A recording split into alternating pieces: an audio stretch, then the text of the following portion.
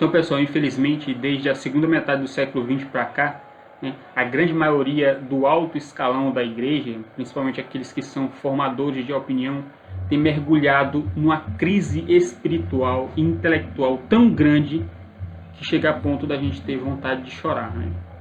E um dos efeitos dessa crise é a terrível ânsia, o terrível desejo, a vontade de tentar conciliar, entre aspas, ciência e fé, razão e fé, ciência e cristianismo.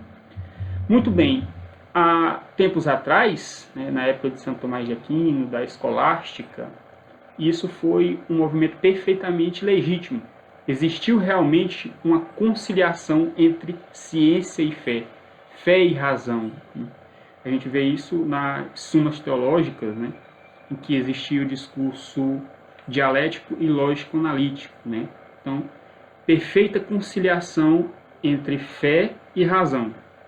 Mas o que hoje acontece é justamente o contrário.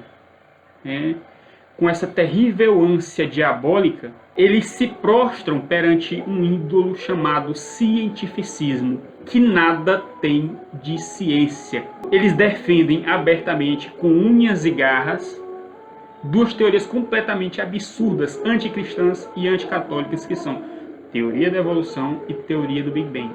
Então eles dizem que o catolicismo tem perfeita comunhão com essas duas teorias malucas. E um desses famosos deformadores de opinião de um canal grande aqui no YouTube, supostamente católico, defende com unhas e dentes a teoria do Big Bang. Diz, não, a teoria do Big Bang foi criada por um padre católico, olha que coisa linda. Eu disse, sim, meu filho, se um padre católico chegar para você e mandar você comer lixo, você vai comer? Não, Então a teoria do Big Bang nada mais é do que lixo. Você vai engolir esse lixo? E ele cita até o Papa Pio XII, Diz que o Papa Pio XII exultou de alegria, quando soube da teoria do Big Bang, que prova a existência de um Deus criador. E meu filho, você pode até conciliar a teoria do Big Bang com a ideia de um Deus criador. Mas tem um problema, você não consegue conciliar a teoria do Big Bang com o Deus ordenador do universo. Deus é criador e também ordenador. Não é aquela hipótese cartesiana do Deus relojoeiro, que é um Deus que criou o universo com as suas leis e soltou o universo a esmo, para ele se governar a si mesmo, como um Deus que dá corda no relógio e deixa o relógio funcionando por si. Então a teoria do Big Bang nada mais é do que a hipótese melhorada do Deus relojoeiro. E isso é completamente absurdo e completamente contrário à fé católica. Deus criou o universo e continua sustentando o universo, criando e recriando a todo momento. E a sustentação do universo por Deus, sua criação e recriação a todo momento salta aos olhos. Não precisa nem a gente entrar no enigma quântico, não. Que o Wolfgang Schmidt demonstra que todas as interações quânticas são regidas por uma intervenção divina. Não, a gente não precisa nem ir muito longe. Basta a gente ver a formação de um feto, de uma criança no ventre de uma mãe. É uma diminuição da entropia tão absurda que você negar a existência de Deus é coisa de maluco. Mas isso não vem ao caso. Vamos voltar à teoria da evolução e teoria do Big Bang, que é o que estamos falando aqui. Então essas duas teorias da evolução, teoria do Big Bang, são duas teorias cientificistas.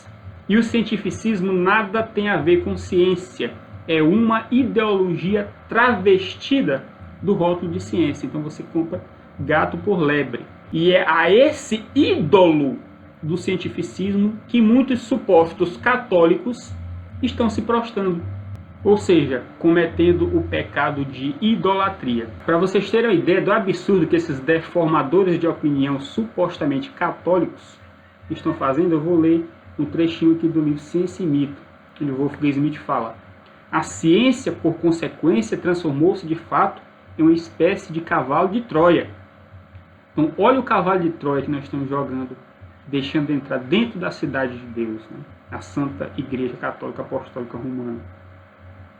Nós não sabemos o que trouxemos para dentro da nossa cidade.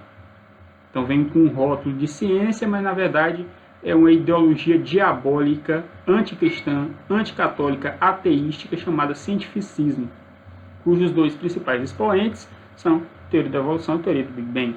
Seduzidos pelos milagres da tecnologia, abrimos-nos para o que supomos ser um iluminismo científico. Inscientes, ou seja, não conhecendo, não sabendo, inscientes daquilo que absorvemos. É exatamente como Cristo predisse em seu discurso apocalíptico aos discípulos, quando falou: grandes sinais e prodígio que podem enganar até mesmo os eleitos, enganar até mesmo os escolhidos. E é perfeitamente isso que nós vemos hoje em dia. A teoria da evolução ela é tão absurda e tão patentes que são conhecidos seus erros que a gente não precisa nem se aprofundar, né? É só utilizar o argumento simples da complexidade irredutível e do design inteligente. Pronto, você mata a teoria da evolução, não tem mais para onde ir, né? E que os supostos cientistas anticristãos, ateus, anticatólicos defendam essas duas teorias absurdas é até compreensível. Mas que um católico que se diz formador de opinião defender essas porcarias, meu amigo, não tem justificativa, né? Então, é abominável isso aí, né? E a teoria do Big Bang começou a ganhar força com o famoso desvio para o vermelho de Hubble, né?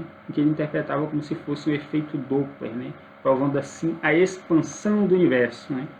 E como mostra aqui no livro Ciência e Mito, essa hipótese é completamente infundada e está constantemente atacada nos últimos anos, de tão absurda que é. Dentre os inúmeros problemas absurdos da teoria do Big Bang, que o Wolfgang Schmidt cita aqui, né, eu vou falar apenas de um. Né?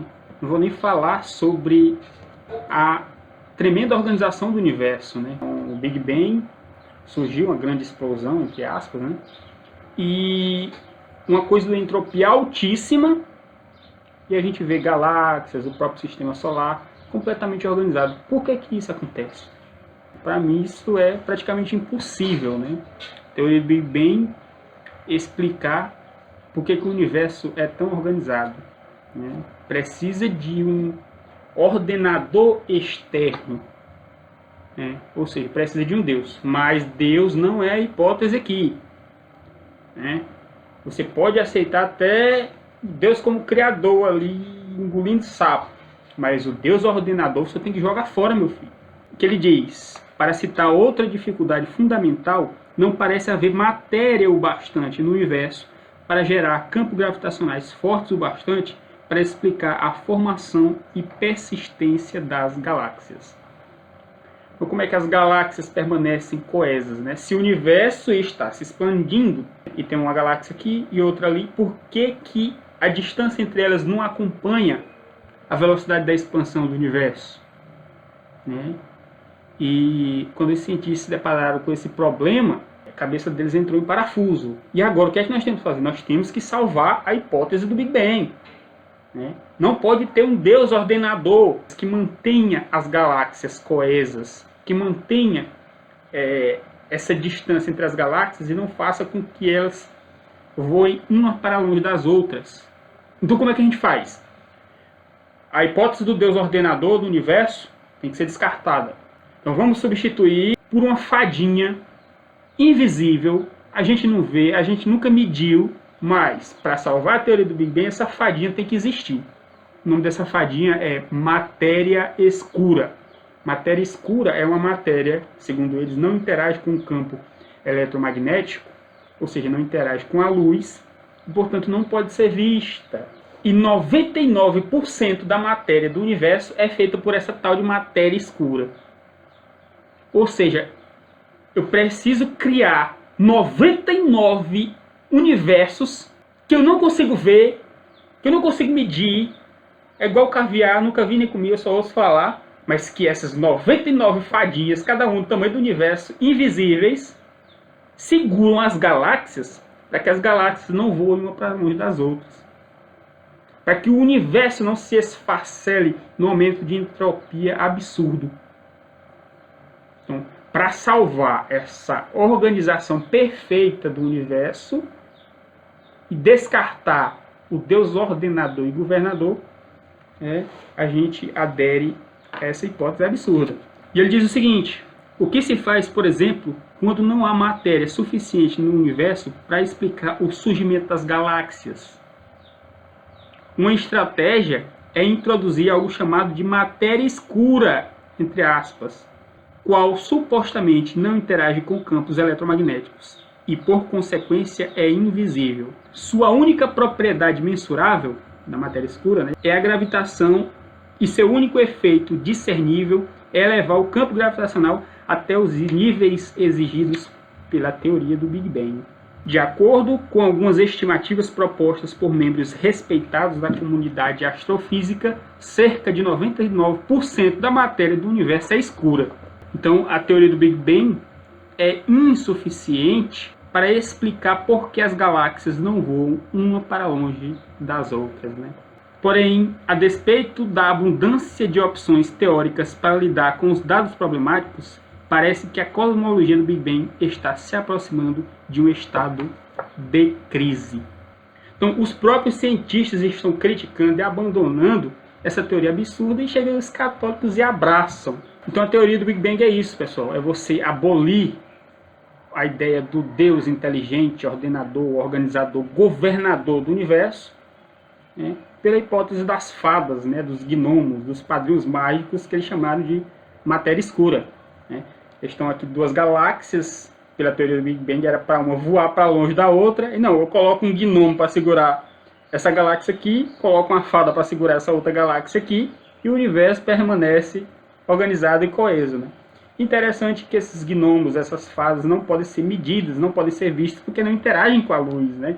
Então a gente não pode ver nem medir, e nem pode ser observado por instrumentos, né? Então é a ressurreição da hipótese do gigante Atlas, né? Aquele que segurava o universo nos ombros, né? Então é uma teoria completamente pagã.